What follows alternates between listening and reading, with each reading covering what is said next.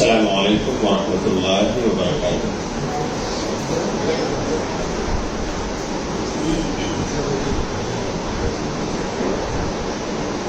ان الحمد للہ نحمده ونستعینه ونستغفره ونعوذ باللہ من شرور انفسنا ومن سیئات اعمالنا، من يهده اللہ فلا مضل له ومن يضلل فلا هادی له، وأشهد أن لا إله إلا الله وحده لا شريك له، وأشهد أن محمدا عبده ورسوله. يا أيها الذين آمنوا اتقوا الله حق تقاته ولا تموتن إلا وأنتم مسلمون. يا أيها الناس اتقوا ربكم الذي خلقكم من نفس واحدة وخلق منها زوجها وبث منهما رجالا كثيرا ونساء، واتقوا الله الذي تساءلون به والأرحام إن الله كان عليكم رقيبا. يا أيها الذين آمنوا اتقوا الله وقولوا قولا سديدا يصلح لكم أعمالكم ويغفر لكم ذنوبكم، ومن يطع الله ورسوله فقد فاز فوزا عظيما. أما بعد، فإن خير الحديث كتاب الله، وخير الهدي هدي محمد صلى الله عليه وسلم، وشر الأمور محدثاتها، وكل محدثة بدعة، وكل بدعة ضلالة، وكل ضلالة في النار.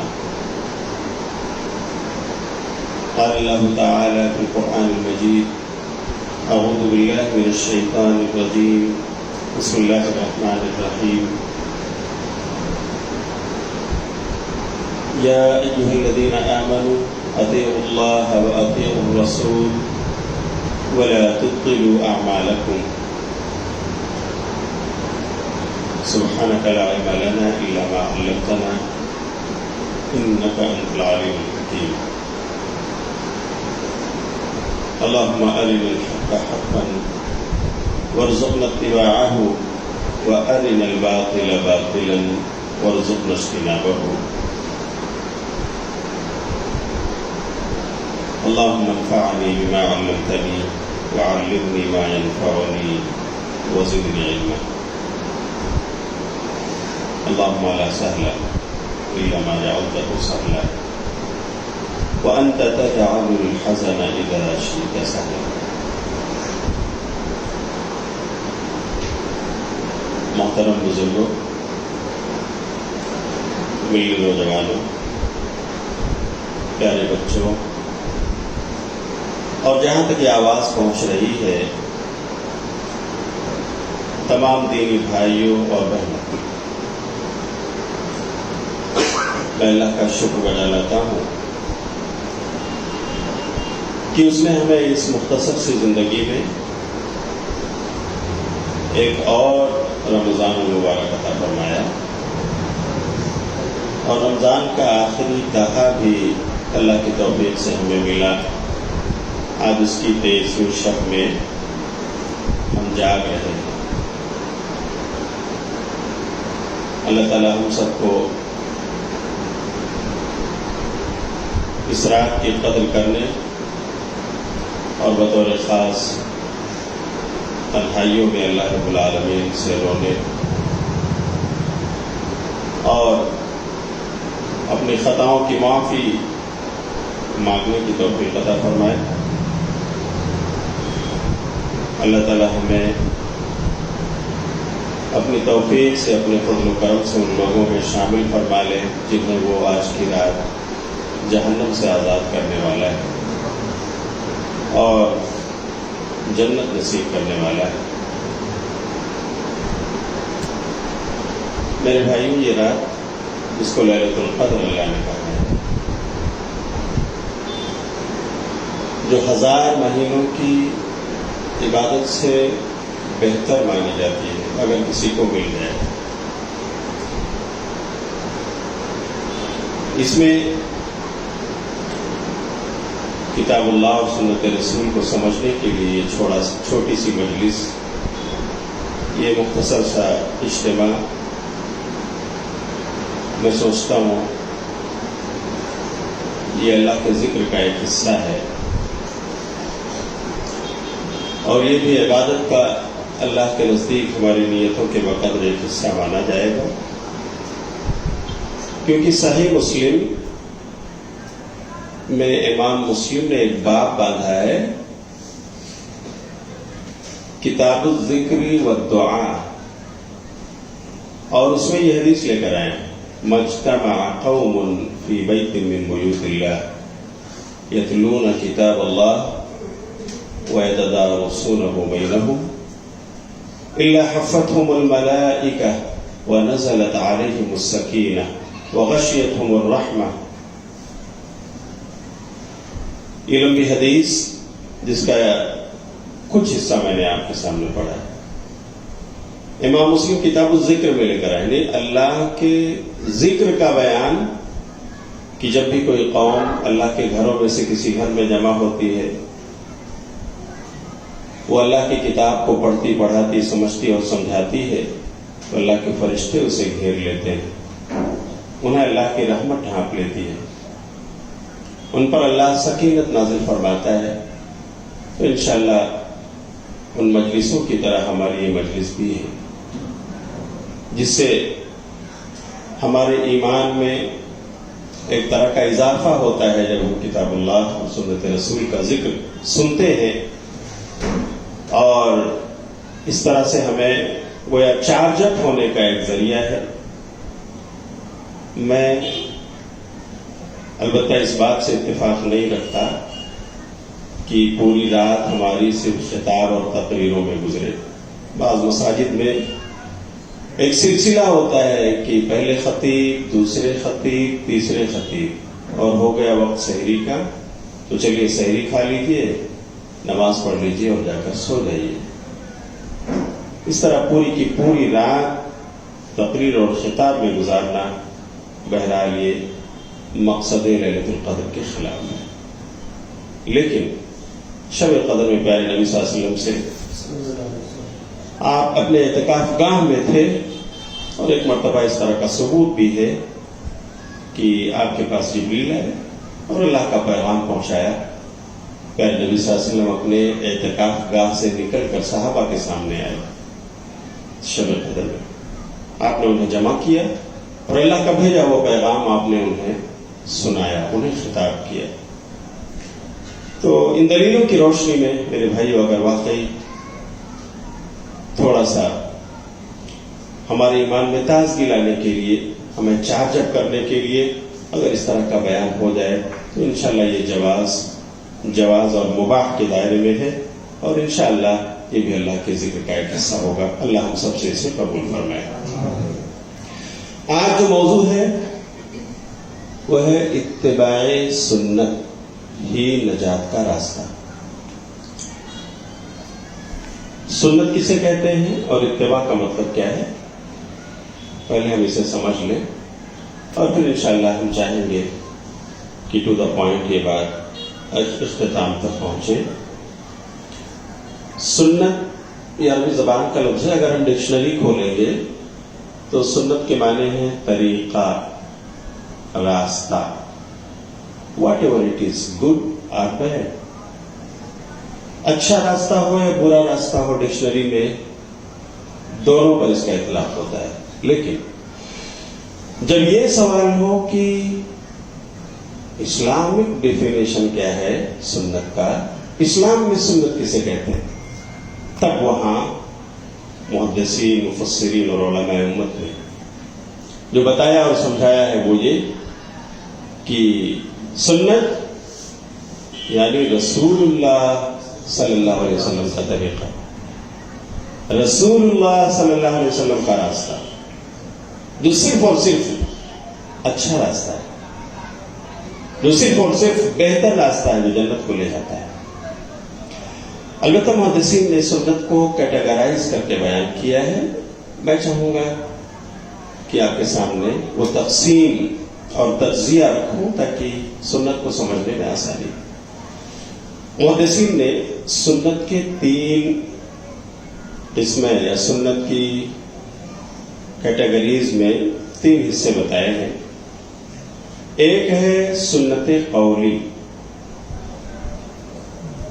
سنت قولی کا مطلب ہے قول یعنی اسٹیٹمنٹ، ارشاد، فرمان. تو سنت قولی کوئی بات پیارے نبی صلی اللہ علیہ وسلم نے اپنے صحابہ سے کہا، ان کو بتایا، یعنی آپ کا ارشاد مبارک، آپ کا فرمان، آپ کا اسٹیٹمنٹ، یہ سنت قولی ہے. جیسے اس کی مثال اگر ہم دیکھیں تو حدیث میں کئی ایک ملتی ہے. ایک روایت صحیح مسلم میں ہے، کتاب الاطعمہ، باب التسمیہ علی الطعام، کھانے پر بسم اللہ کہنے کا بیان. اس میں روایت لے کر آئے ہیں امام مسلم. راوی حدیث کہتے ہیں کہ پیارے نبی صلی اللہ علیہ وسلم نے فرمایا، پیارے نبی صلی اللہ علیہ وسلم نے ارشاد فرمایا، اسٹیٹڈ. کیا فرمایا؟ ان الشیطان یستحل الطعام ان لم یذکر اسم اللہ علیہ.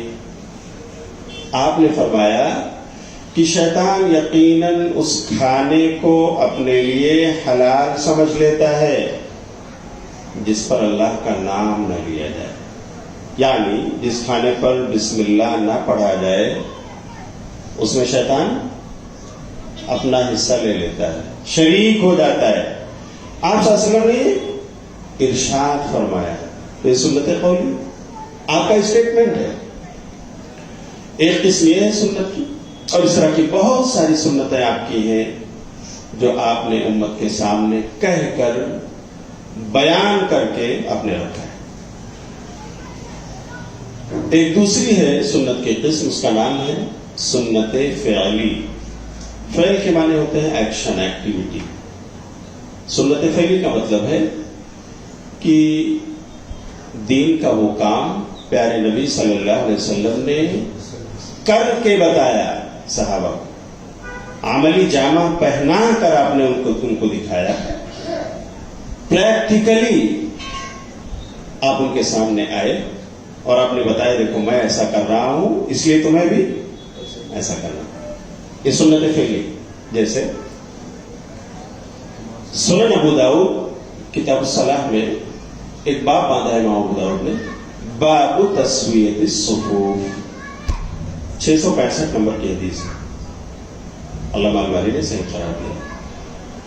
باب تسویۃ الصفوف، صفوں کو برابر کروانے کا بیان.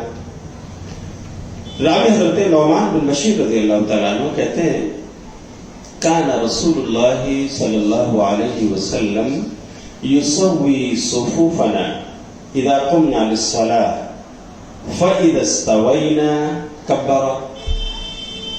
نعمان بن بشیر رضی اللہ عنہ کہتے ہیں کہ پیارے نبی صلی اللہ علیہ وسلم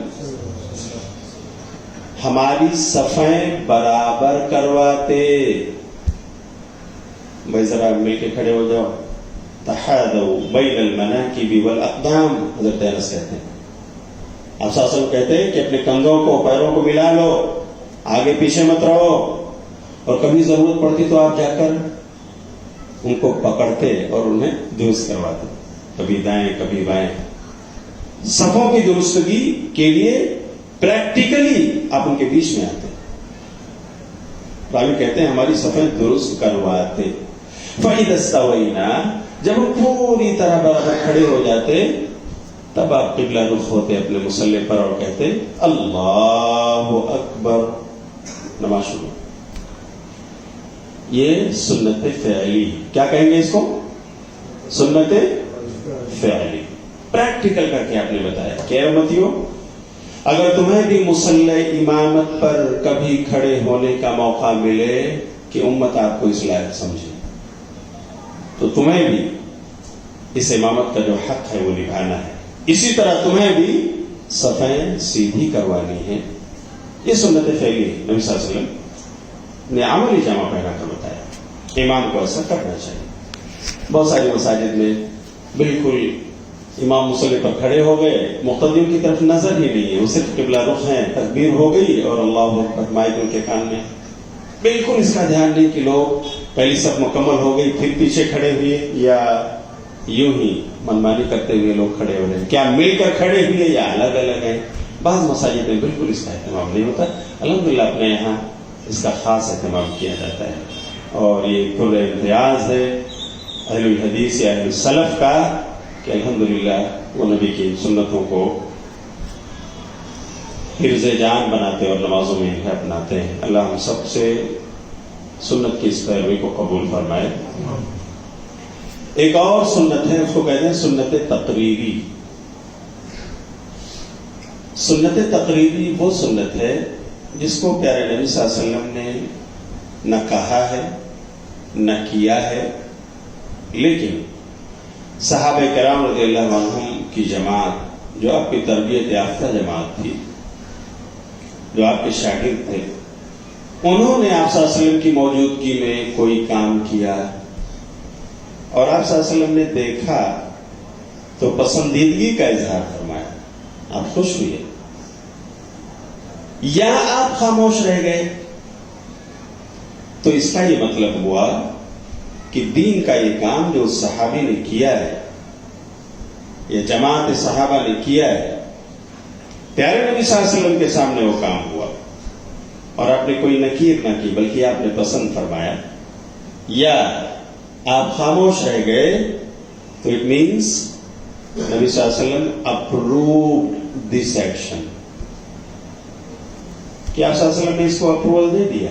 اس لیے کہ ہمارا عقیدہ ہے پیارے نبی صلی اللہ علیہ وسلم کے سامنے آپ کی موجودگی میں کوئی دینی کام ہو اور غلط ہو، آپ کی زبان خاموش رہ سکتی؟ بولو نہیں، آپ کبھی خاموش نہیں رہ سکتے۔ تو اس لیے اس کو سنت تقریری کہتے ہیں۔ کیوں تقریری کہتے ہیں؟ تقریر، قرر یقرر، تقریر کا مطلب ہے ٹو کنفرم سم تھنگ۔ مقرر کو مقرر کیوں کہتے ہیں؟ کیونکہ وہ دلیلوں کے ساتھ کسی چیز کو کنفرم کرتا ہے، اور اس کی تقریر کو تقریر اسی لیے کہتے ہیں کہ اس میں کنفرمیشن ہوتی ہے، ایک چیز کا کلیئر بیان ہوتا ہے۔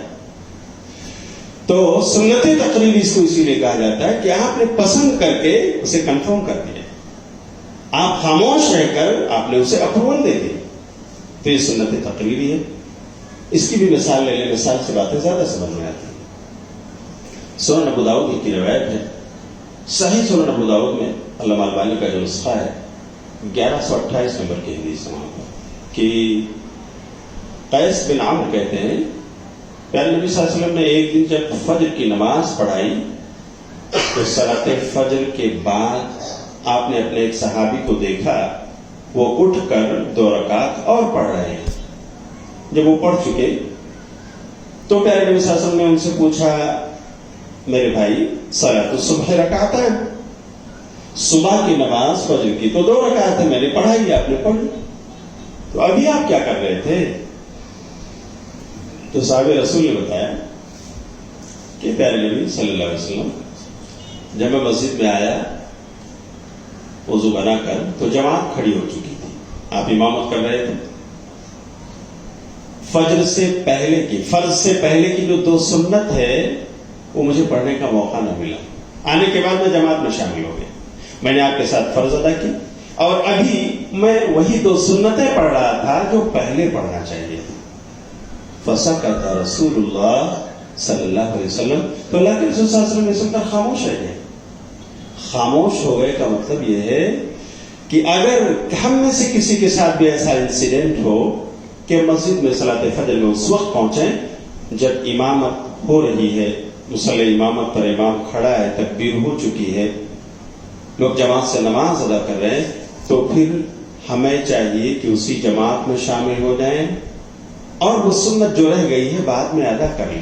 اس لیے کہ اگر یہ جائز نہ ہوتا تو پیارے نبی صلی اللہ علیہ وسلم خاموش نہ ہوتے۔ لیکن عجیب اتفاق ہے کہ ہمارے ہندوستانی مساجد میں بہت ایسا ہے، بہت ساری مساجد میں کہ اس کی خلاف ورزی ہوتی ہے، نبی کی سنت کی خلاف ورزی، سنت تقریری کی اور سنت قولی کی بھی۔ میں آپ کو بتاتا ہوں، مساجد میں آپ دیکھیے جماعت کھڑی ہے اور کچھ لوگ آتے ہیں تو صفوں کے پیچھے یا کھمبوں کے پیچھے وہاں اپنی سنت پڑھ رہے ہیں، یہاں امام مصلی پر کھڑا امامت کر رہا ہے، پہلی رکعت ہو چکی ہے، دوسری رکعت چل رہی، کبھی دوسری رکعت ہو چکی، امام تشہد میں بیٹھا ہے اور صاحب پیچھے آتے ہیں وضو بنا کر اور اپنی سنت کے لیے اللہ اکبر نیت باندھ رہے ہیں، ابھی سنت کی ایک رکعت بھی ختم نہیں ہوئی اور امام صاحب یہاں کہہ رہے ہیں السلام علیکم ورحمۃ اللہ، السلام علیکم ورحمۃ اللہ، نماز ختم، اور ہمارے مقتدی جو تھے وہ ابھی اپنی سنت ادا کر رہے ہیں۔ تو میرے بھائیوں، یہ سنت رسول کے خلاف ورزی ہے یا نہیں ہے؟ اس لیے بھی ہے کہ پیارے نبی صلی اللہ علیہ وسلم نے ایک سنت قولی میں یہ فرمایا، حدیث قولی میں، اذا اقیمت الصلاۃ فلا صلاۃ الا المکتوبہ، جب نماز کھڑی ہو جائے، اقامت کہہ دی جائے، تو پھر کوئی دوسری تیسری نماز نہیں سوائے فرض نماز کے۔ کتنا کلیئر ہوا ہے پیارے نبی صلی اللہ علیہ وسلم، جماعت کھڑی ہو گئی تو بس ہمیں اپنی سنت بھی توڑنا ہے، ہم نفل پڑھ رہے تھے، ہماری نفل کو چھوڑنا ہے، اب ہمیں جماعت میں شامل ہونا ہے۔ اور یہاں ہمارے نوجوان ہیں، بزرگ، بہت ساری یہ غلطیاں ہیں تو نہ جانتے ہوئے کرتے ہیں یا انہیں مس گائیڈ کیا گیا ہے کہ جماعت فجر کھڑی ہے اور ان کی سنتیں ادا ہو رہی ہیں، اور کبھی کبھی وہ جماعت سے محروم ہو کر بھی سنت پہ لگے رہتے ہیں، جو سنت کی صحیح خلاف ورزی ہے۔ اللہ تعالیٰ ہمارے نوجوانوں کو، بزرگوں کو دین کی صحیح سمجھ عطا فرمائے۔ تو میرے بھائی، یہ سنت کی 3 قسمیں ہیں۔ نمبر 1 سنت قولی، نمبر 2 سنت فعلی، اور نمبر 3 سنت تقریری۔ ایک بات یہاں بیان کرنے کے قابل ہے کہ سنت کی کوئی بھی قسم وہ ایک دوسرے سے چھوٹی یا بڑی نہیں ہے۔ جس شعبے، جس ڈپارٹمنٹ میں نبی صلی اللہ علیہ وسلم کی جو سنت ہمیں ملے وہ ہمیں اپنانا ہے، اس پر ہمیں عمل کرنا۔ ہم یہ نہیں کہہ سکتے کہ یہ سنت قولی ہے اس لیے عمل کروں گا، تقریری ہے اس لیے نہیں، ایسا نہیں کہہ سکتے آپ۔ یہ تمام سنتیں ایک درجے کی ہیں، شریعت میں حجت ہے اور اس پر ہمیں عمل کرنا چاہیے، اور انشاءاللہ وہی محبت رسول کی سچی دلیل ہے۔ سنت پر چلنا، پیارے نبی کے حکموں کو ماننا، آپ کے طریقے کو حفظ جان بنانا، میرے بھائیوں اتنا ہی اہم ہے جتنا اہم اللہ کی اطاعت کرنا ہے۔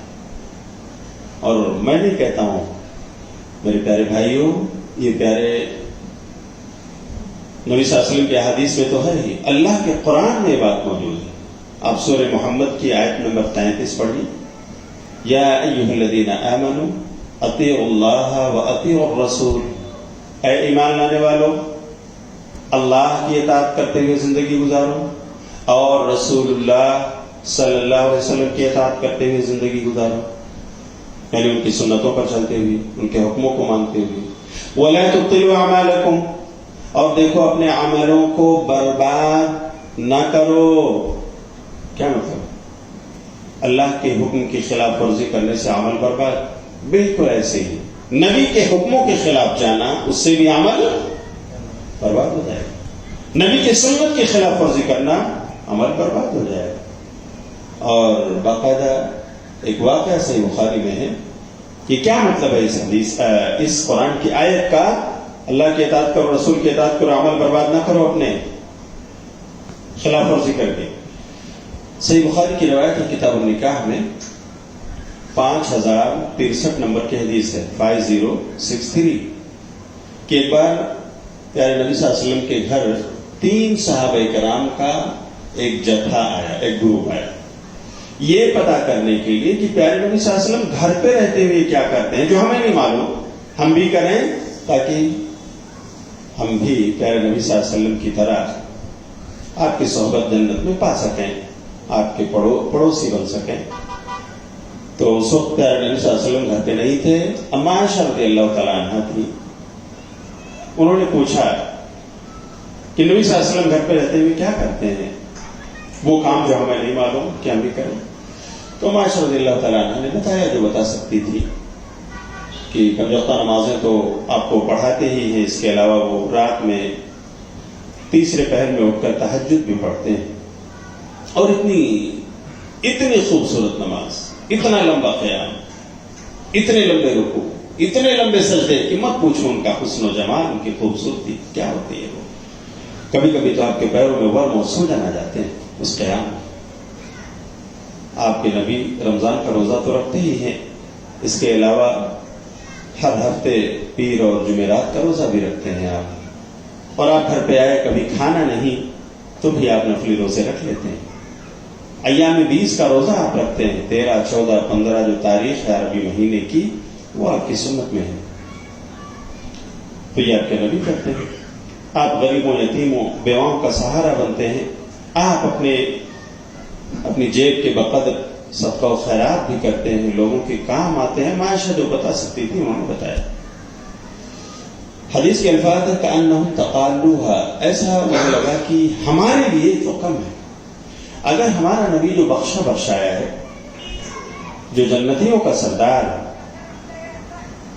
سید البشر, امام الانبیاء ہے, اگر ہمارا وہ نبی فرض روزوں کے علاوہ نفلی روزے اتنا رکھتا ہے, اگر ہمارا وہ نبی 5 وقتہ نمازوں کے علاوہ تہجد کی نماز باضابطگی کے ساتھ بڑی لمبی پڑھتا ہے, بخشا بخشایا. ہم گنہگاروں کو جو امتی ہیں اگر جنت میں جانا ہے تو ہمیں اس سے زیادہ کرنا چاہیے. یہ تو ہمارے لیے بہت کم ہے. تو جانتے ہیں کیا ہوا؟ ایک صحابی نے کہا انا اصلی اللیل, میں اب رات بھر نماز پڑھوں گا, ولا ارقد, میں سوؤں گا نہیں.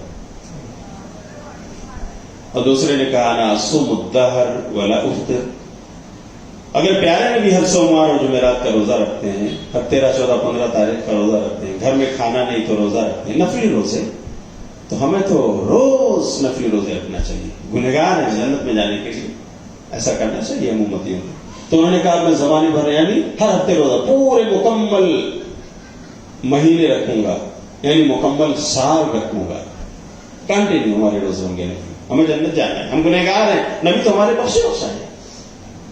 تیسرے صحابی نے کہا کہ انا اعتزل النساء فلا اتزوج ابدا, میں شادی بیاہ کے قریب نہ جاؤں گا. کون جائے گا ان جھمیلوں میں؟ اللہ کی عبادت نہیں ہو پائے گی. ہمیں جنت لینا ہے تو میں شادی بیاہ نہیں کروں گا, بیوی بچوں سے دور رہوں گا تاکہ اللہ کی عبادت اچھی طرح کر سکوں, جنت کما سکوں. یہ عہد و پیمان کر کے وہ اپنے گھر گئے. پیارے نبی صلی اللہ علیہ وسلم جب آئے اپنے گھر واپس تو اب عائشہ رضی اللہ تعالیٰ عنہ نے پورا ماجرا آپ کو کیا سنایا. کیا ہوا؟ آپ صلی اللہ علیہ وسلم نے ان کا حلیہ پتہ کیا, فلاں فلاں فلاں تھے, آپ نے ان کو بلایا, جمع کیا, اور آپ نے پوچھا بتاؤ میرے صحابہ کیا آپ ہی لوگوں نے ایسا ایسا عہد و پیمان کیا ہے؟ پوری رات نماز پڑھوں گا, سال بھر روزہ رکھوں گا, شادی نہیں کروں گا. ہاں اللہ کے رسول, ہم نے ایسا عہد و پیمان کیا ہے. آپ بخشے بخشائے ہو, آپ اتنا زیادہ نفلی روزے, ہاں تہجد کی نماز اور بہت سارے نفلی کام آپ کرتے ہو, بخشے بخشائے. ہم گنہگار ہیں, بس جنت میں جانے کی تڑپ نے ہمیں ایسا کرنے پر اکسایا ہے. اللہ کے رسول ہم نے عہد و پیمان کیا ہے. تو آپ صلی اللہ علیہ وسلم نے دوسرا سوال پوچھا کہ بتاؤ کیا میں تم میں سب سے زیادہ اللہ سے ڈرنے والا بندہ نہیں؟ میں تمہیں سب سے زیادہ اللہ کا متقی بندہ نہیں؟ کہا ضرور اللہ کے رسول, آپ سے زیادہ اللہ سے ڈرنے والا کون ہو سکتا ہے؟ آپ اللہ کے بارے میں سب سے زیادہ جانتے ہو, آپ اللہ کے نبی ہو, آپ اللہ سے سب سے زیادہ واقف ہو, اس لیے آپ اللہ سے زیادہ ڈرتے بھی ہو, متقی ہو آپ. تو آپ صلی اللہ علیہ وسلم نے کہا پھر اگر آپ کو جنت جانا ہے تو آپ کو اپنے نبی کے پیچھے چلنا ہے, آپ کو آگے چھلانگ نہیں لگانا ہے. اللہ کو آپ نے کیا کہا؟ یعنی آپ کو رات بھر جا کر نماز پڑھنے کی ضرورت شب قدر کے علاوہ کی بات ہے, عام دنوں کی ہے. شب قدر تو اسپیشل کہہ لیجیے سنت ہے نبی صلی اللہ علیہ وسلم کے صحابہ کی. آپ کو عام دنوں میں رات بھر جاگ کر نماز پڑھنا اس کی ضرورت نہیں ہے. آپ کو زمانے بھر سال بھر نفلی روزے رکھنا اس کی ضرورت نہیں ہے. جنت ہی میں تو جانا ہے تو اس راستے پر چلو جس پر تمہارے نبی چل رہے ہیں, جو سب سے بڑے متقی پرہیزگار ہیں, اللہ سے ڈرنے والے ہیں. تو تمہیں پیارے نبی کے پیچھے چلنا ہے. اتباع اس کا نام ہے, پیروی. ہم آپ کے فوٹ اسٹیپس کو فالو کریں, پیچھے چلیں. آپ تو ہمارے آگے چھلانگ لگا رہے ہیں. آپ کا نبی رات کے تیسرے پہر میں اٹھ رہا ہے, آپ پوری رات جاگ رہے ہیں. تو آپ صلی اللہ علیہ وسلم نے اس طرح بتایا. کیا مطلب نکلا؟ کہ ہم اپنے من سے کسی کام کو اچھا کہہ سکتے نہیں جب تک نبی کا ٹھپا اس پر نہ لگا. یہ سمجھنے کی چیز ہے. کوئی کام زیادہ کر لینا یہ کمال نہیں ہے. کمال یہ ہے کہ نبی کے طریقے پر ہم نے اس کو کیا ہے, جیسا نبی کر کے گئے, جیسا نبی بتا کر گئے صلی اللہ علیہ وسلم. تو یہی مطلب ہے میرے بھائیوں کہ اللہ اور رسول کی اطاعت کرتے ہوئے زندگی گزارو, اور دیکھو خلاف ورزی کر کے عملوں کو برباد نہ کرو. نبی نے صحابہ کو جو سمجھایا اس کا مطلب یہی ہے کہ اگر تم نبی کی سنت سے ہٹ کر منمانی کرو گے, رات بھر جا کر نمازیں پڑھو گے, تم سال بھر کے روزے رکھو گے نفلی, اور اس طرح غیر شادی شدہ زندگی گزارو گے جو تمہارے نبی کی سنت کے خلاف ہے, تو بجائے اجر و ثواب کے کچھ اور ملنے والا, عمل برباد ہو جائیں گے. اس طرح سے میرے بھائی یہ ہے سنت کا مقام. آپ سوچ رہے ہوں گے آخر سنت پر چلنا اتنا اہم کیوں ہے؟ اس لیے کہ بتائیے کیا اس نبی نے اپنی مرضی سے کبھی امت کو کسی کام کا حکم دیا ہے؟ نہیں. قرآن کہتا ہے, سورہ نجم پڑھی آیت نمبر 3, وَمَا يَنطِقُ عَنِ الْهَوَىٰ إِنْ هُوَ إِلَّا وَحْيٌ يُوحَىٰ, کہ نبی does not speak by his own desire. یہ نبی اپنے من سے کچھ بات نہیں کرتا ہے, یہ دین کی وہی باتیں آپ تک پہنچاتا ہے جو اللہ کی طرف سے اس پر اترتی ہیں, جو جبریل لے کر آتے ہیں. جب معاملہ یہ ہے میرے بھائیوں کہ نبی ہم تک وہی بات پہنچاتے ہیں جو اللہ ہم تک پہنچاتا ہے, اور اللہ کے حکموں کو ماننا ضروری ہے. تو نبی کا حکم اور نبی کی سنت پر چلے بغیر اللہ کی اطاعت ممکن ہے؟ نہیں ممکن. ہمیں اگر اللہ کی فرما برداری کرنی ہے تو ہمیں نبی کی سنتوں پر چلنا ہے. اب دیکھیے قرآن نے اس کو کیسے ایکسپلین کیا ہے, اسی بات کو کہ اللہ کی اطاعت ہو ہی نہیں سکتی ہے جب تک پیارے نبی صلی اللہ علیہ وسلم کی اطاعت نہ ہو. سورہ نساء کی آیت نمبر 80 پڑھیے. اللہ فرماتا ہے, وَمَن يُطِعِ الرَّسُولَ فَقَدْ أَطَاعَ اللَّهَ, اور جو کوئی رسول کی فرما برداری کر رہا ہے, یہ مضارع کا صیغہ ہے جس میں پریزنٹ ٹینس بھی ہے, جو کوئی رسول کی اطاعت کر رہا ہے فقط اطاع اللہ, یہ پاسٹ پرفیکٹ ہے, یقیناً اس نے اللہ کی اطاعت کر لی. جو رسول کی اطاعت کر رہا ہے اس نے اللہ کی اطاعت کر لی, پاسٹ پرفیکٹ. اللہ یعنی اللہ کی اطاعت اور فرما برداری ہو ہی نہیں سکتی ہے جب تک رسول کی نہ کی جائے. یہی راستہ ہے اللہ کو راضی کرنے کا کہ ہم رسول کی راہوں پر چلیں, رسول کی سنتوں کو اپنائیں. تو ہمارے وہ بھائی جو یہ کہتے ہیں کفانا کتاب اللہ, کہ بس قرآن ہمارے لیے کافی ہے, ہمیں اس کے علاوہ کچھ نہیں چاہیے, نہ حدیث چاہیے نہ سنت چاہیے, ہمیں جنت میں جانے کے لیے قرآن کافی ہے. ایسے بھائیوں سے اگر پوچھا جائے کہ بھائی یہ نمازیں پڑھنے کا حکم تو اللہ کی کتاب میں ہے, لیکن فجر کتنی پڑھو گے یہ تمہیں کیسے پتا چلے گا؟ آخر 2 اور 2 ہی کیوں پڑھو گے, پھر 4 پڑھو. قرآن میں کہاں ہے اس رکعت کا ذکر؟ سنت تو ماننا ہی ہے. اور پھر یہ بتاؤ, تم نے کہا کتاب اللہ کافی ہے اور کچھ نہیں چاہیے, نتھنگ ہے. تو قرآن اللہ کی کتاب ہے, یہ بتایا کس نے؟ یہ کنفرمیشن کہاں سے آئی ہے؟ جبریل آپ کے پاس آئے تھے؟ نہیں, وہ تو نبیوں کے پاس آتے ہیں. تو اگر نبی کو جبریل نے بتایا ہے یہ اللہ کا کلام ہے جو آپ پر اتر رہا ہے تاکہ آپ لوگوں کو ڈرائیں, اور نبی نے ہم کو بتایا یہ اللہ کا کلام ہے جو آپ تک پہنچ رہا ہے, تو پھر نبی کی بات مانے بغیر تو اللہ کا کلام بھی ہم کلام نہیں سمجھ سکتے ہیں. اللہ کے قرآن کو اللہ کا کلام کیسے مان سکتے ہیں؟ نبی کی حدیث کو سنت کو مان کر. تو میرے بھائی قرآن اگر ناؤ ہے تو سنت رسول اس کا پتوار ہے. ان دونوں کو ہمیں ساتھ میں رکھنا. ہم اس کو الگ کر دیں گے تو یہ کشتی, یہ ناؤ بہ کر کہاں جائے گی کہ ساحل پر لگے گی, ہمیں اس کا پتہ نہیں. اس لیے قرآن اور اس کا ایکسپلینیشن یعنی حدیث رسول, سنت رسول صلی اللہ علیہ وسلم, ان دونوں کو ہمیں لینا ہے. اور اس کا حکم اللہ نے دیا ہے, کسی انسان کا حکم نہیں ہے. سورہ حشر کی آیت نمبر 7 پڑھیے, وَمَا آتَاكُمُ الرَّسُولُ فَخُذُوهُ وَمَا نَهَاكُمْ عَنْهُ فَانْتَهُوا. رسول جو کچھ تمہیں دے دیں اسے لے لو, اور جسے روک دے اسے رک جا, اسے رک جا. بہت واضح اور کلیئر بیان ہے. تو میرے بھائیوں ہمیں چاہیے کہ نبی کی سنتوں کو ہم جس ڈپارٹمنٹ میں کام کر رہے ہوں, جس شعبے میں ہوں, تجارت اور بزنس کر رہے ہوں, سیاست اور پالیٹکس میں ہوں, معاشیات کے ماہرین میں سے ہم شمار کیے جاتے ہوں, ٹیچر ہو یا اور کوئی شعبہ ہو, عبادات کا ہو, اخلاقیات کا ہو, نبی کی پوری زندگی ہمارے لیے اسوہ ہے, نمونہ ہے, آئیڈیل ہے. ہمیں دیکھنا چاہیے کہ پیارے نبی صلی اللہ علیہ وسلم کیسی زندگی گزار کر گئے. آپ کا وہ نمونہ ہمارے سامنے کس انداز کا ہے, ہم اس پر چلیں گے. یہ نجات کی راہ ہے. اور جو نبی کی سنتوں پر چل رہے ہیں یا چلنے کی جنہوں نے ٹھان لی ہے, ان کے لیے بہت بڑی بشارت, بہت بڑی خوشخبری ہے جو پیارے نبی صلی اللہ علیہ وسلم نے اپنی حدیث میں سنائی ہے.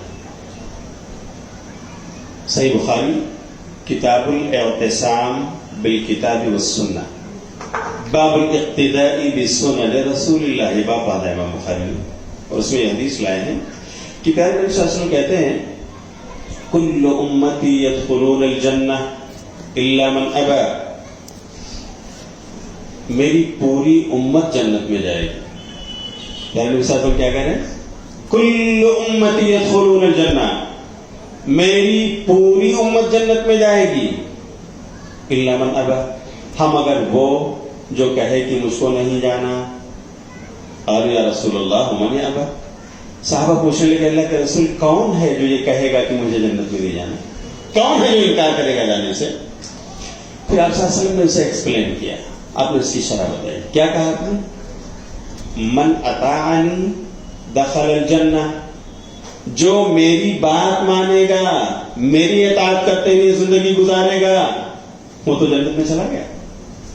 ومن عصانی فقط ابا, اور جس نے میری نافرمانی کی, میری سنتوں کے خلاف گیا, میرے حکموں کے خلاف گیا, تو اس کا مطلب یہی تو ہے کہ وہ جنت میں نہیں جانا چاہتا, وہ جنت میں جانا نہیں چاہتا, اس لیے وہ سنت کے خلاف ورزی کر رہا ہے. اللہ تو میرے بھائی سنت پہ چلنا, سنت کو حفظ جان بنانا, یہ جنت کی راہ پر چلنا ہے. اور یہ ہر ایک کو توفیق نہیں ملتی ہے. اللہ کے انہی بندوں کو جو اللہ اور اس کے رسول سے سچی محبت کرنے والے, ایسی محبت جو دنیا کی تمام محبتوں پر غالب ہے, اللہ کی محبت. اور اللہ کے بعد جو سب سے زیادہ اللہ کے رسول سے محبت کرنے والے ہوں, صرف لفظی دعویٰ نہیں, اپنے عمل سے, اپنی پریکٹس سے, انہیں کوئی توفیق ملتی ہے. اللہ ہم سب کو اس کی توفیق عطا فرمائے. اور اگر خلاف ورزی ہوئی تو میرے بھائیوں اس کا انجام بہت برا ہے. نبی صلی اللہ علیہ وسلم کے صحابہ نے اپنی زندگی میں 5-7 منٹ اور لوں گا, آپ صلی اللہ علیہ وسلم کے صحابہ جو آپ کے شاگرد ہیں, آپ کے تربیت یافتہ ہیں, انہوں نے ایک مرتبہ پیارے نبی صلی اللہ علیہ وسلم کے ایک سنت کی خلاف ورزی کی, ہو گئی ان سے.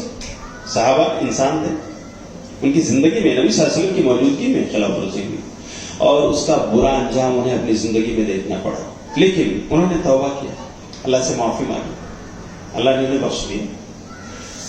وہ واقعہ صحیح بخاری کتاب المغازی میں, باب غزوۃ احد, کہ جب غزوہ احد کا معرکہ پیش آیا, ہزاروں کی تعداد میں کفار سامنے ہیں, کئی ہزار کی تعداد میں, اور مسلمانوں کا لشکر ان کے مقابلے میں بہت چھوٹا ہے. پیارے نبی صلی اللہ علیہ وسلم نے جنگی حکمت عملی کو اپناتے ہوئے اپنے میں سے 40 سے 50 تیر اندازوں کو, ماہرین کو, ایکسپرٹس کو, اللہ کے صلی اللہ علیہ وسلم نے بہت پہاڑ سے پہلے ایک چھوٹی پہاڑی ہے, جو لوگ وہاں گئے ہوں گے انہوں نے دیکھا ہوگا, اس چھوٹی پہاڑی پر نبی صلی اللہ علیہ وسلم نے 50 تیر اندازوں کو متعین کر دیا, اور حضرت عبداللہ بن جبیر رضی اللہ تعالیٰ عنہ ان کو ان کا کمانڈر بنا دیا کہ آپ ان کی نگرانی کریں گے, یہ آپ کے ماتا ہے. اور آپ نے کہا دیکھو آپ کو یہ پہاڑی نہیں چھوڑنا ہے, ہم ہاریں یا جیتیں, فتح ہو یا شکست ہو, غالب ہو جائیں یا مغلوب, یہ جگہ چھوڑ کر آپ کو نہیں جانا, آپ یہیں ڈٹے رہیں. بہت کلیئر واضح بیان. جیسے ہی گھمسان کی رنگ پڑی تو اللہ رب العالمین نے مسلمانوں کو فتح نصیب فرما دی. کفار پیٹ پھیر کر بھاگ نکلے. مسلمان نبی صلی اللہ علیہ وسلم کے صحابہ مال غنیمت سمیٹنے میں مصروف ہو گئے. پہاڑی پر جو لوگ تھے انہوں نے دیکھا کہ جب وہ لوگ بھاگ نکلے ہیں اور سب مال غنیمت سمیٹ رہے ہیں تو چلو ہم بھی ان کی مدد کریں, ہم بھی سمیٹتے ہیں, ہم یہاں کھڑے رہ کر کیا فائدہ ہے. تو عبداللہ بن جبیر جو کمانڈر تھے انہوں نے سمجھایا کہ نہیں، پیارے نبی صلی اللہ علیہ وسلم کہہ کے گئے ہیں بہت واضح ہے کہ آپ کو یہ جگہ نہیں چھوڑنا، جیتوں یا ہاروں ہم کیسے جا سکتے ہیں. پھر تھوڑی دیر صبر کیا انہوں نے، لیکن کچھ لوگوں نے پھر کہا کہ اب آخر عبداللہ یہاں کھڑے رہ کر کیا فائدہ ہے، آخر وہ لوگ تو بھاگ نکلے ہیں، اب ہمیں چل کر سمیٹنا چاہیے، ہم بھی ان کی مدد کرنے والے غنیمت جمع کرنے میں. یہ لاجک لگا کر اکثر لوگ وہ پہاڑی چھوڑ کر چلے آئے، مال غنیمت سمیٹنے میں مصروف.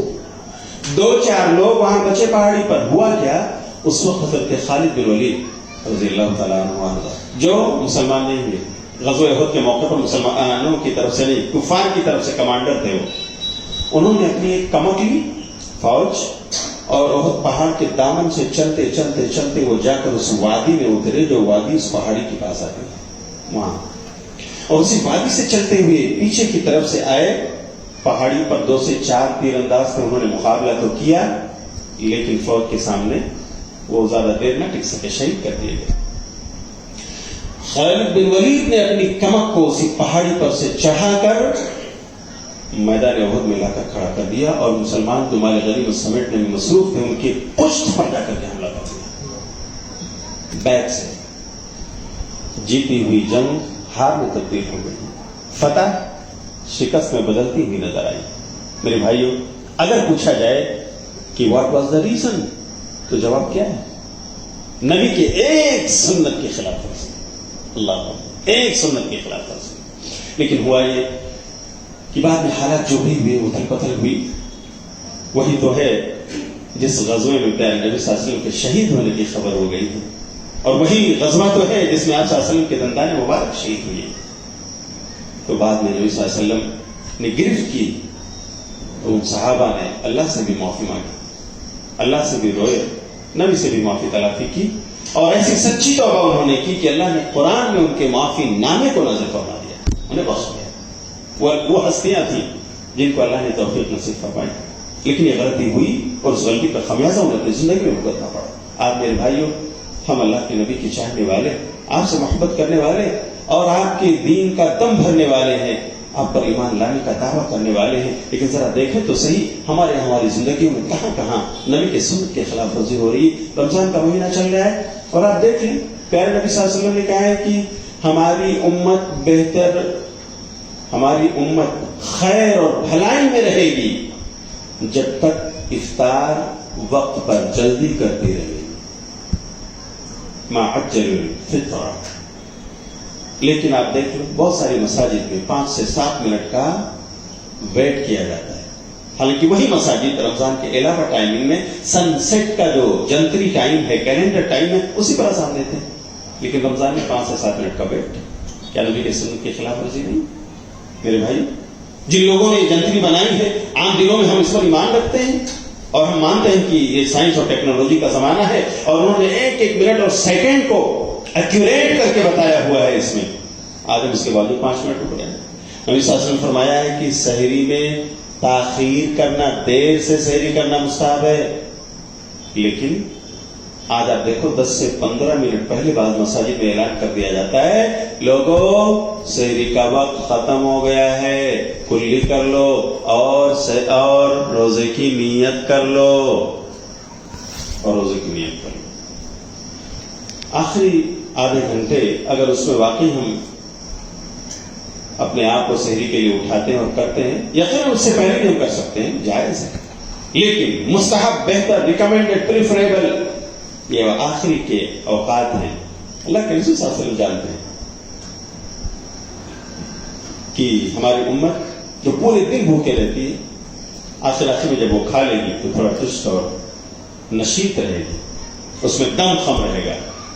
اللہ کے رسول صلی اللہ علیہ وسلم نے اسی لیے ابھارا، اور آج بہت ساری مساجد میں وہ 10 منٹ ہم سے لے لیا جاتا ہے. میرے بھائیوں، ہمیں اس پر بھی دھیان دینا ہے.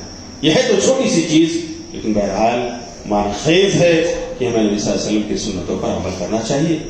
اور اس طرح کے بہت سارے واقعات ہیں یہاں پر میرے بھائیوں، صرف اور صرف مسلک و مشرب کے نام پر، تفرقے کے نام پر، فرقے بندیوں کے نام پر نبی کی بہت ساری سنتوں کو چھوڑا جاتا ہے، یہ کہہ کر کہ بھائی تم تو فلاں امام کے ماننے والے ہو، فلاں مسلک اور فلاں فرقہ کے ماننے والے ہو، آخر تم اس پہ عمل کیسے کرو گے؟ اور اس طرح سے انہیں جواب دے کر کے بانٹ دیا جاتا ہے، سنتوں سے دور کر دیا جاتا ہے۔ بتائیے رفع الیدین کی سنت جو نماز میں ہے، 20 سے زائد صحابہ کرام نے اس سنت رسول صلی اللہ علیہ وسلم کو بیان فرمایا کہ آخری وقت میں ہم نے پیارے نبی صلی اللہ علیہ وسلم کے پیچھے نماز پڑھی، اور آپ جب نماز شروع کرتے صحیح بخاری کتاب الاذان، صحیح مسلم کتاب الصلاۃ اٹھا کر کے دیکھیے، اس میں ہے عبداللہ بن عمر کہتے ہیں کہ میں نے نبی صلی اللہ علیہ وسلم کو نماز پڑھتے ہوئے دیکھا۔ تو آپ نے رفع الیدین کیا جب آپ نے نماز شروع کی، اذا افتتح الصلاۃ، اور اسی طرح میں نے آپ کو دیکھا کہ آپ نے رفع الیدین کیا جب آپ رکوع کو گئے، اور آپ نے رفع الیدین کیا جب آپ سمع اللہ لمن حمدہ کہہ کر کے اٹھے، اپنا سر آپ نے اٹھایا، اور آپ نے رفع الیدین کیا جب آپ دوسری رکعت سے تیسری کو اٹھے۔ عبداللہ بن عمر رضی اللہ تعالیٰ عنہ، عمر بن خطاب کے بیٹے، وہ جن کے بارے میں کہا جاتا ہے کہ نبی کی سنتوں پر چلنے کے اتنے حریص تھے، اس قدر آپ کی سنتوں کو ڈھونڈ ڈھونڈ کر اس پر چلتے اور پیدا ہوتے تھے جیسے اونٹنی کا بچہ اونٹنی کے نقش قدم کی پیروی کر رہا ہوتا ہے، وہ بیان کر رہے ہیں۔ اللہ ابو بکر رضی اللہ تعالیٰ عنہ کہتے ہیں لوگوں سے دیکھو میں اسی طرح کی نماز پڑھنے جا رہا ہوں جیسا پیارے نبی صلی اللہ علیہ وسلم کو میں نے نماز پڑھتے ہوئے دیکھا ہے۔ اس کے بعد نماز شروع کرتے ہیں اور تکبیر کہتے ہوئے رفع الیدین کرتے ہیں، رکوع میں جاتے ہیں تو رفع الیدین کرتے ہیں، رکوع سے اٹھتے ہیں تو رفع الیدین کرتے ہیں، تیسری رکعت کے لیے اٹھتے ہیں تو رفع الیدین کرتے ہیں، اور نماز کے بعد کہتے ہیں ھکذا رأیت رسول اللہ صلی اللہ علیہ وسلم اسی طرح میں نے پیارے نبی صلی اللہ علیہ وسلم کو نماز پڑھتے ہوئے دیکھا اور آپ کے پیچھے نماز پڑھی۔ اس طرح کی بے شمار سنتیں ہیں، لیکن میرے بھائی یہ کہہ کر کے ٹھکرا دیا جاتا ہے کہ تم تو فلاں امام کے ماننے والے ہو۔ اللہ، امام اعظم حضرت محمد رسول اللہ صلی اللہ علیہ وسلم سے بڑا امام کوئی ہو سکتا ہے؟ میرے بھائیوں، یہ بٹوارے ہم نے کیے، اللہ کی قسم یہ بٹوارہ نہ اللہ نے کیا ہے نہ اللہ کو پسند ہے، نہ یہ بٹوارہ پیارے نبی صلی اللہ علیہ وسلم کو پسند ہے، بلکہ قرآن کے مطابق ان الذين فرقوا دينهم وكانوا شيعا لست منهم في شيء، اللہ کہتا ہے کہ جن لوگوں نے دین کے بٹوارے کر ڈالے ہیں، فرقے بنا ڈالے ہیں، وكانوا شيعا فیکشنز اور گروپس میں بٹ گئے ہیں، لست منهم في شيء، اے نبی آپ کا ان سے کوئی لینا دینا نہیں۔ میرے بھائی بہت کلیئر ہے، نبی صلی اللہ علیہ وسلم کے زمانے میں فلاں شافعی، فلاں مالکی، فلاں حنبلی، فلاں جو ہے حنفی، یہ چیزیں تھیں؟ بتاؤ مجھے بھائی، نہیں تھی نا؟ کس نے کیا ہے بٹوارا؟ امت کے علماء نے کیا ہے۔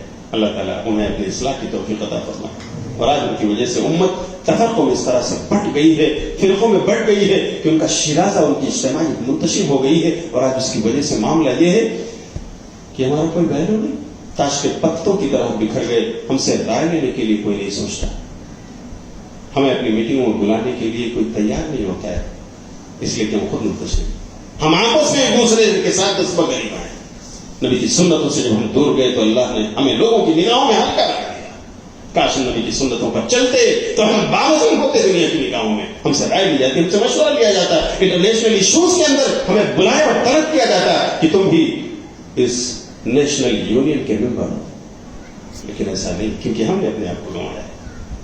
آؤ ہم یہ عزم کر کے بیٹھے کہ ہم جس ڈپارٹمنٹ میں جہاں بھی ہیں، ہم ایک دائی ہیں، نبی کی سنتوں پر چلیں گے اور اسی کی چرچا کریں گے، اور انشاءاللہ یہی وہ راستہ ہے جس کی وجہ سے قیامت کے دن نبی کا پڑوس، نبی کی صحبت اور نبی کی قربت نصیب ہوگی۔ کہاں؟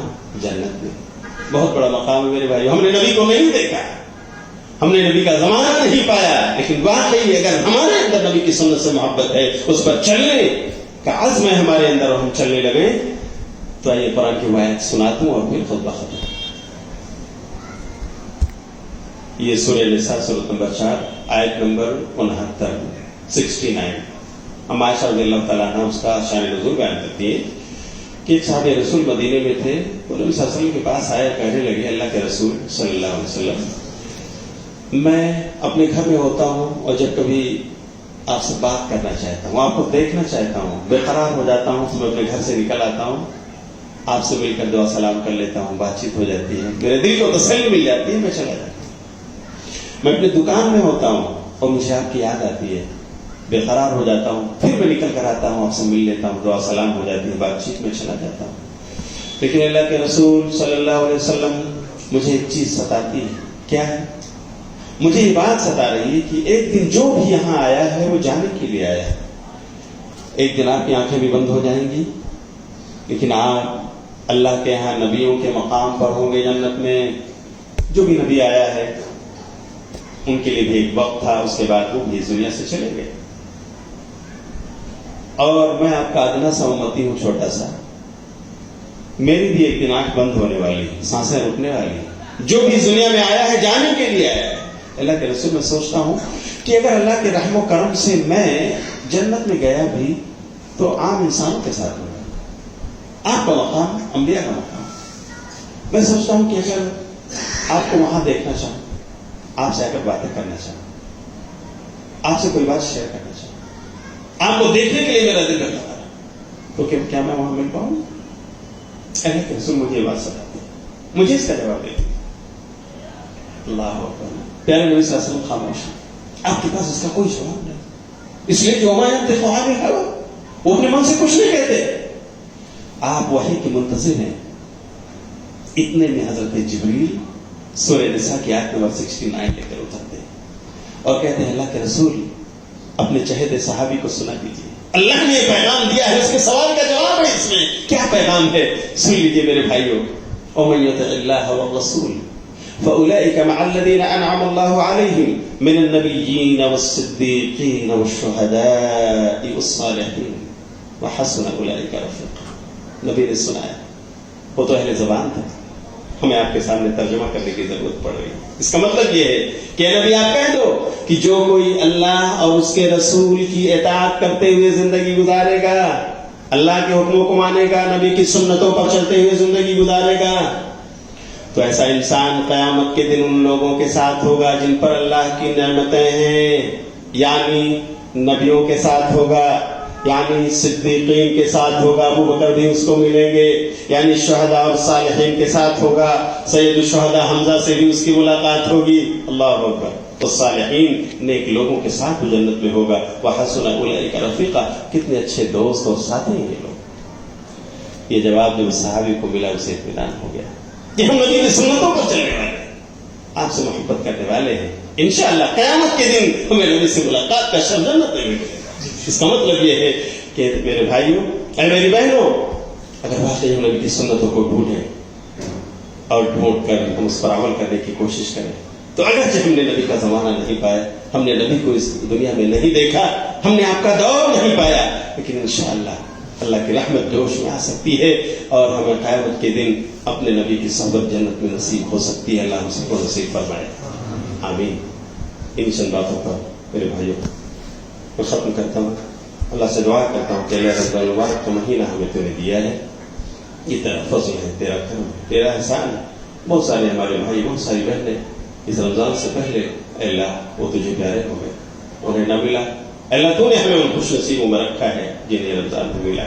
اللہ ہمیں اس کے قدر کی توفیق عطا فرما، جو کوتاہیاں ہوئی ہیں اللہ اسے درگزر فرما، اللہ جو ٹوٹے پھوٹے روزے، نمازیں، صدقات و خیرات اور نیکیاں ہوئی ہیں اے اللہ تو انہیں قبول فرما لے، ہم سب کے لیے کفارہ سیئات بنا دے، اور جو چند روز اور چند ایام باقی ہیں، چند راتیں باقی ہیں، اللہ ہمیں کما حق ہو ہمیں عبادت کرنے کی اس میں توفیق عطا فرما، ہمیں ان لوگوں میں شامل فرما لے جن کو اللہ تو ہر رات جہنم سے آزاد کرنے والا اور جنت نصیب کرنے والا ہے۔ ہمیں جب تک زندہ رکھ، اللہ ایمان اور توحید پر قائم رکھ، نبی کی سنتوں پر چلنے والا اور مر مٹنے والا بنا کر زندہ رکھ، اور اللہ اسی طرح ہم سب کا خاتمہ ہو، آمین۔ وآخر دعوانا الحمد للہ رب العالمین، السلام علیکم ورحمۃ اللہ وبرکاتہ۔